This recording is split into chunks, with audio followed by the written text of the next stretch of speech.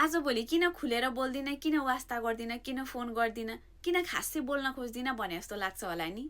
रोटी पनि एक साइड मात्र पकाइरह्यो भने डढेर जान्छ कि। अनि मान्छेको मन त के हो र, मरेर गइहाल्छ नि एकहोरो गर्दा गर्दा गर्दा।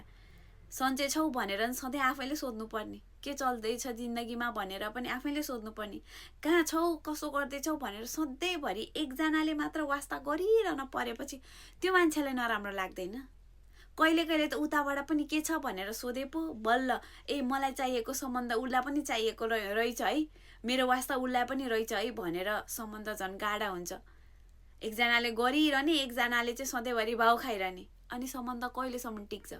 दुवै साइडबाट एफर्ट हुन पर्यो नि, इज्जत हुन पर्यो नि, मेन कुरा त एकअर्काको लागि भ्याल्यु हुन पर्यो नि। एकजनाले चाहिँ मेरो सर्वस्व नै तै हो भने जसरी सम्झिने, फोन गर्ने, भेट्न खोज्ने, बोलाउने सबै थोक गर्ने, अनि एकजनाले चाहिँ सधैँभरि त्यो त मलाई किन चाहिन्छ र, त्यसले मलाई खोजे मात्र म एभाइलेबल हुने हो, नभएदेखि मलाई वास्ता छैन जस्तो व्यवहार गरेपछि